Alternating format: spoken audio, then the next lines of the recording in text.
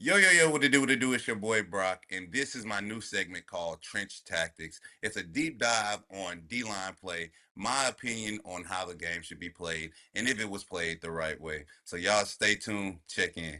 Peace.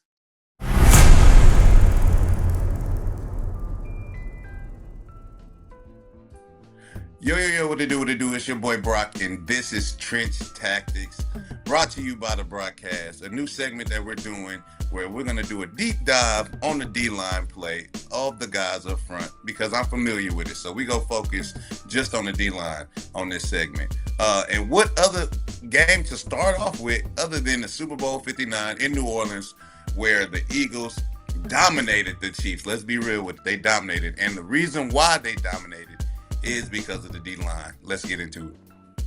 All right, this first play right here. Man, I just want to shout out to the Eagles D line. First of all, first and foremost, this play right here, both of the ends went to a speed to power rush move on the offensive tackles, and I think that was the key matchup of this game was the offensive tackles versus the Eagles defensive ends. Joe Thuney, who is an amazing offensive guard, was forced to play offensive tackles because of some injuries.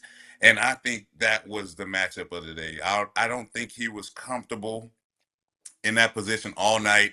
He got bull rush back to the quarterback plenty of times, and you'll see throughout a lot of these clips that a lot of the pressure was on him. And unfortunately, he was put in that position, and he didn't do well. And as you see right here, this is like the first pressure of the game. This is like a 3rd and 9. Obviously, the defensive ends and defensive line is pinning their ears back. But as you see here, there's nobody blitzing. And I think I seen a stat that said they didn't blitz all game. This is all straight D line rushes right here. So the guys up front really dominated this game, and that's the reason why they won the Super Bowl. Defense wins championships, as they say. So yeah, that was the first play. Defensive ends did a good job right there. Let's go to the next play. This, yeah, this play right here was Josh Sweat versus this is Josh Sweat's get off. His get off, I think, really disrupted this play because it is a pulley. It's a somewhat like a play action, and a backside guard is supposed to pick him up. Um, did not see him at all because he was up the field so fast. So Josh Sweat right here, his get off really disrupts this play. Mahomes couldn't even get time to even look at routes down the field. Let's we taking it back right here. The guys up front, what I'm looking at is the defensive end, the defensive tackle actually right here. He gets good pressure up front. The defensive end makes the play, and man, they're getting after it. They're getting after it up front, and I love it. I love to see it, and I think this next play exemplifies everything right here, man. This is the very next play. This is first in the 2nd and 14. Very next play. Joe Thuney gets bull rush down there, speed to power, what we call in the D line play. Speed to power, gets bull rush, power inside, and takes down Patrick Mahomes. I mean, you'll see this in all pretty much all the clips is him getting speed to power inside, and Patrick Mahomes is right there. I think they did a great job all night keeping him contained in the pocket, not allowing him to get outside the pocket and really force. Uh, my daughter pops in on me. Um, but yeah, let's continue. Next play. All right, what we got right here? This was a good job. What I pointed out right here is all night I watched the defensive ends for the Eagles. They get chipped, but they end up going inside. So he gets chipped right here, and him and the defensive tackle pretty much switch positions. The defensive tackle ends up rushing outside, and as the defensive ends are getting chipped, they're going inside. So right here, you see the defensive end kind of accept the chip block, but he knows that he's going to go back inside. And Patrick Mahomes goes right inside where he has a faster end to kind of get away from, and then he doesn't finish it up. But then the defensive tackle comes back, retraces, and cleans up for a sack. So all night, like I say again, the defensive line up front for the Eagles dominated this game. Little stun inside, runs away from the defensive end, and gets sacked by the defensive tackle. And when you're not bringing in, and I don't think people are looking at this, when you're not bringing any pressure on the defense, and you can get pressure with just your D line, you can cover by everybody else. So for people that are saying, man, it, nobody was open, this and this and that. Like the receivers, yeah, you're right. They had a hat on the hat right here. Everybody's covered. He can't throw it to anybody. So the Eagles did a phenomenal job. Let's continue next play. So right here, I chose this play right here because even though it wasn't a defensive line like sack or whatever, the defensive line forced this play right here. If you take it back, um, Josh Sweat pretty much bulls this Joe Thuney. I think his name is Joe Thuney. If I'm messing up his first name, I apologize. Last name Thuney is getting bull rush back into the quarterback, which Patrick Mahomes couldn't. Patrick Mahomes he couldn't follow through. He couldn't step into the throw.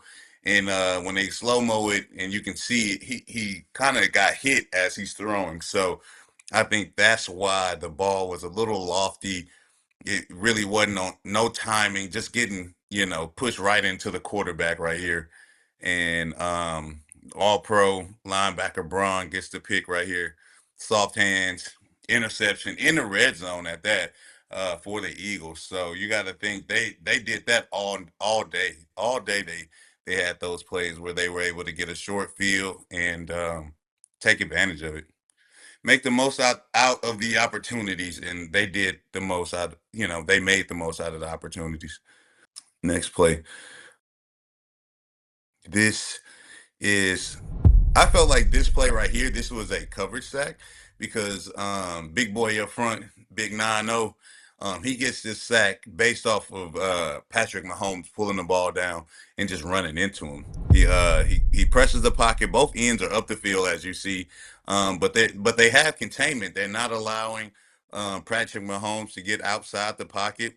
They're both going to retrace, but he has nowhere to go with this ball. All the defenders, all the offensive players are covered pretty much, and you can see on this clip right here, all the defenders they are hat on the hat on each Chiefs player right here, and he has nowhere to go with the ball, so he pulls it down, runs right into the defensive tackle. That's big boy from Georgia, and he goes down. It takes three guys to block his ass, so the fact that he gets a sack right here is crazy. So that's why right here I said this was a definite coverage sack, and like we say in the league, coverage and rush work hand in hand, man. So if one is off, you gonna see somebody having a bad day. But when you got both of them on point with the D line getting after the quarterback, man, it makes it easy for these guys on the back end. All right, this play right here. I had speed to power written down because that's pretty much what they did all day. The defensive ends had a game plan, had a power, had a rush plan, which we call it, all night, and you can see it because I didn't see anybody use anything different. Everybody did the same thing. They start off with speed, stutter the feet, and then bull the offensive tackles back, mostly because I feel like it was a more contained where it's like it's you're bullying the offensive tackle to get more of eyes on the quarterback so you won't let him run. You're pretty much giving yourself a two-way go. So if he goes outside, you can pop off and go outside, and then if he steps down in the pocket, you can then retrace and go underneath and get the sack. So right here, the defensive end gets the sack right here, just doing the same thing, power rush, speed to power inside pretty much all game. And so I was watching in this play, both the defensive ends did the same thing, but Sweat on the opposite side, on the top side of the line, he goes through two defenders. He gets chipped and goes through the offensive tackle. I thought that was just go ahead, shout out to him because he balled out. I think he had three sacks, two and a half sacks or three sacks on the night. And I think we go end it on the good note right here.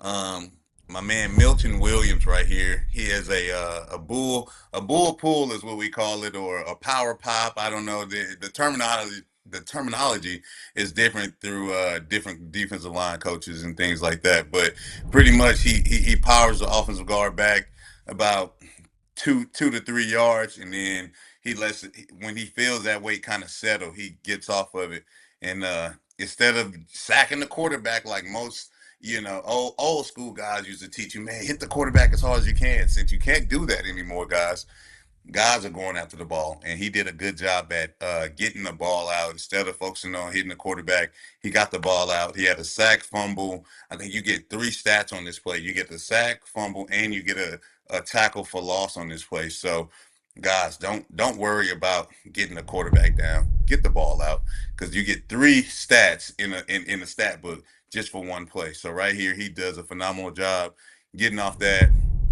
The Chiefs at this point, they're trying to go for the home run ball. So I understand why he's trying to launch the ball, 50 yards downfield. But when you get pressure like this, pop off of it, knock the ball out the quarterback's hands, and also recovers the fumble. I think that's four stats actually. He actually gets the ball back. So for me, I think this was a perfect game to start off this segment, trench tactics, because man, this game was phenomenal play by the D line, and that's what I'm trying to highlight. I'm trying to highlight more of the D line play because that's what I'm familiar with and that's what I'm comfortable with. So for those who love D line play and want to know more about it or my insight on it, y'all tap in, stay tuned. Make sure y'all like, subscribe, and stay tuned for the next video. Peace.